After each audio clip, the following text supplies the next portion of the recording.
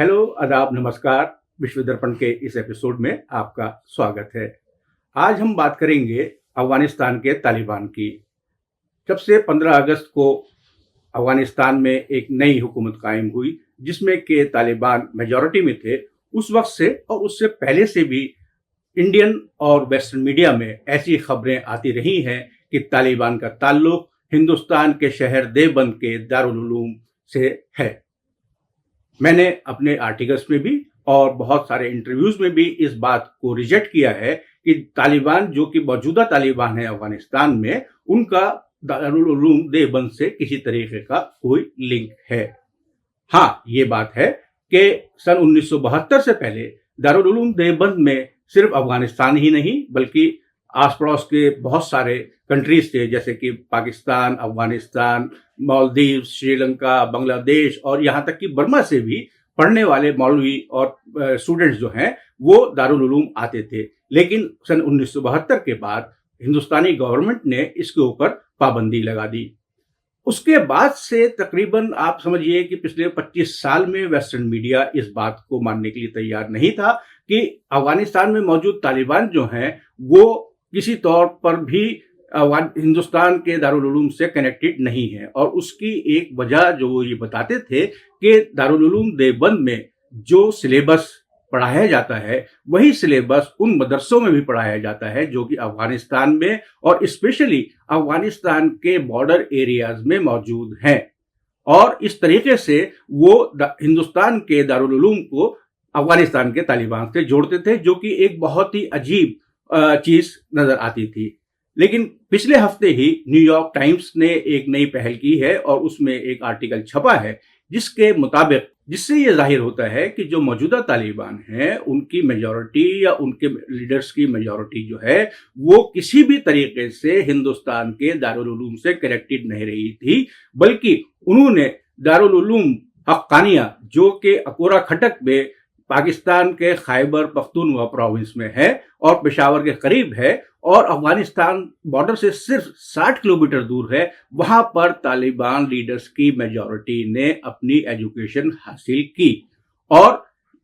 मैं यहां ये बताना चाहूंगा कि सन 1947 में मौलाना अब्दुल हक ने इस मदरसे का जो है वो बुनियाद रखा था या इस मदरसे को इस्टेब्लिश किया था और उसके बाद से ये मदरसा जो है वो चल रहा था। और कुछ ऐसे भी रूमर्स हैं कि इस मदरसे के एक्सपेंशन में और इसमें किस तरीके की तालीम दी जाएगी या पढ़ाई जो है वो किन सब्जेक्ट्स पे फोकस करेगी,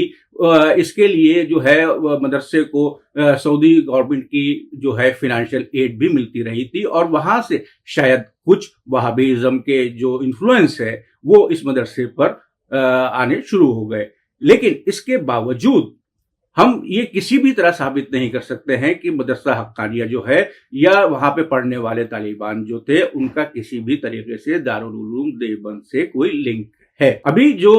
मदरसा हक्कानिया के मौजूदा वाइस चांसलर या वहां के मुतमिम हैं रशीदुल हक समी, उन्होंने न्यूयॉर्क टाइम्स के रिपोर्टर से बातचीत करते हुए कहा कि जी हाँ, अफगानिस्तान के तालिबान की लीडरशिप की मेजॉरिटी ने इस मदरसे में तालीम हासिल की, लेकिन वो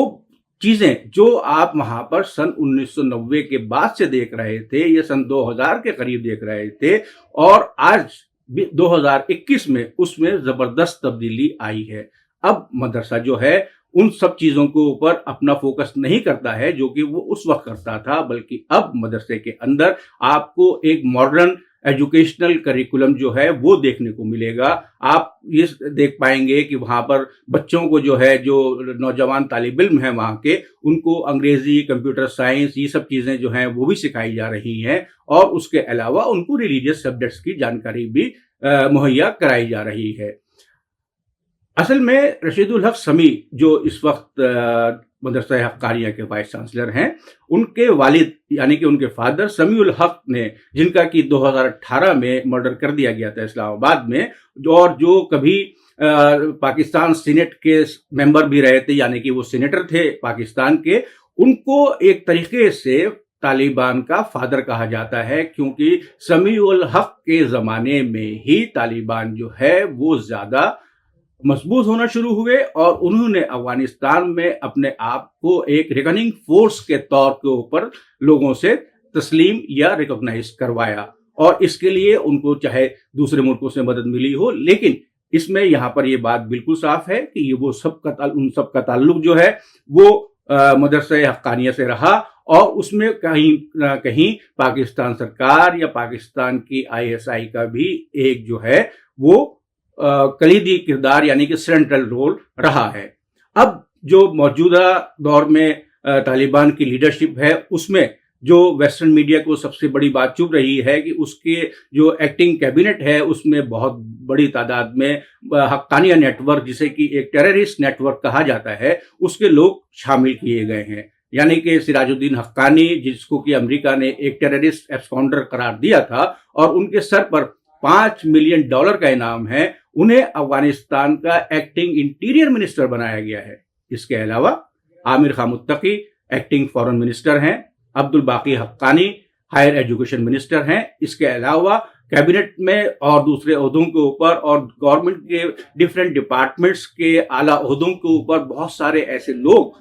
जो है उनको नॉमिनेट किया गया है जो कि तालिबान या हक्कानी नेटवर्क से ताल्लुक रखते हैं। और वेस्टर्न मीडिया का ये कहना है कि जब तक हक्कानी नेटवर्क जो है वो अफगानिस्तान की पॉलिटिक्स में शामिल रहेगा, तब तक हम ये किसी तरह से मान नहीं सकते हैं कि अफगानिस्तान एक पीसफुल कंट्री के तौर पर रहेगा। लेकिन रशीदुल हक समी साहब जो हैं, उनका कहना है कि देखिए, तालिबान जो हैं वो कोई गवर्नमेंट फोर्स या पॉलिटिकल फोर्स नहीं है, वो एक रिलीजियस फोर्स है और उन्होंने हथियार उठाए थे अपने मुल्क की आज़ादी को बचाने के लिए और अपने मजहब को बचाने के लिए। और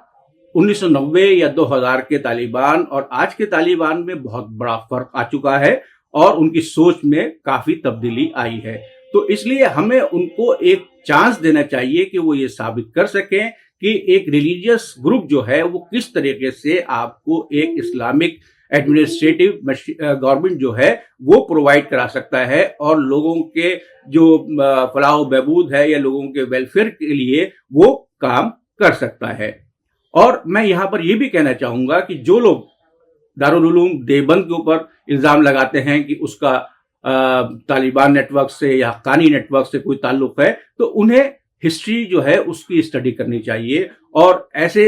हिस्टोरियंस की किताबें पढ़नी चाहिए जिन्होंने कि दारुल उलूम के एस्टेब्लिशमेंट, उसके उसूलों और उसकी सोच के बारे में बहुत कुछ लिखा है। इनमें सबसे ज्यादा अहम नाम आते हैं बारबरा मेटकाफ और फ्रांसिस रॉबिन्सन के, जो कि दोनों ही ब्रिटिश हिस्टोरियंस हैं, और ओलिवर रे के, जो कि एक फ्रेंच हिस्टोरियन है। इसके अलावा अगर आपको दारुल उलूम देवबंद की बेसिक सोच के बारे में जानना है तो आपको मौलाना हुसैन अहमद मदनी की कंपोजिट नेशनलिज्म एंड इस्लाम पढ़नी पड़ेगी, जिसमें कि मौलाना ने